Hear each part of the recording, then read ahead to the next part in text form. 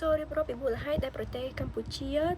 យល់ព្រមក្នុងការទទួលយកអាណានិគមពីបារាំងមូលហេតុដែលប្រទេសកម្ពុជាយល់ព្រមទទួលយកអាណានិគមពីបារាំងគឺមានមូលហេតុទៅលើ3វិស័យទី1នោះគឺវិស័យនយោបាយសេដ្ឋកិច្ចជាមួយនឹងសង្គមឥឡូវយើងមកមើលពីវិស័យនយោបាយសិនវិស័យនយោបាយនៅក្នុងនោះគឺវាមាន3ទ្រេសំខាន់មានដូចជា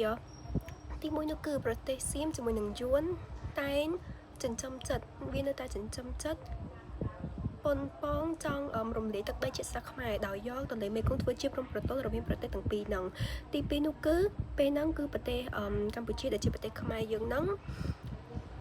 ចង់បានមហាអំណាចអឺរ៉ុបណាមួយដែលជាបារាំងហ្នឹងមកធ្វើជាខ្នងបង្អែកជួយការពារប្រទេសកម្ពុជាទី3នោះគឺធ្វើឲ្យមានឯកភាពអំណាចបារាជបល្ល័ង្កដោយសារតែយើងដឹងហើយថា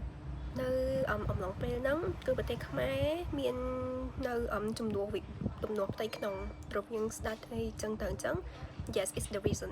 ដល់ពេលយើងចូលដល់វិស័យសេដ្ឋកិច្ចពេលហ្នឹងគឺសេដ្ឋកិច្ចខ្មែរបានធ្លាក់ចុះដុនដាបដោយសារតែការឈ្លានពានពីសំណាក់ចៅសៀមជាមួយនឹងយួននឹងឯង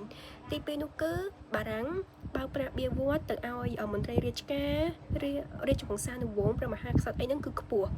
ទី3នោះគឺបារាំងគឺជាអ្នកពាណិជ្ជកម្មក្នុងនិងក្រៅប្រទេស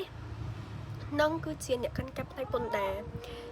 ឥឡូវយើងចូលដល់វិស័យចុងក្រោយគេនោះគឺវិស័យសង្គមចំពោះវិស័យសង្គមវិញនោះគឺបារាំងរៀបចំប្រព័ន្ធតុលាការតាំងពីថ្នាក់ឃុំរហូតដល់ថ្នាក់ខេត្តក្រុងទី2គឺរៀបចំប្រព័ន្ធរដ្ឋបាលថ្នាក់មូលដ្ឋានខេត្តក្រុងនិងចុងក្រោយគេនោះគឺសង្គមខ្មែរមានអស្ថិរភាពទាំងអស់មូលហេតុទាំងអស់នឹងហើយដែលធ្វើឲ្យប្រទេសកម្ពុជាយល់ព្រមទទួលយកអាណានិគមពីបារាំង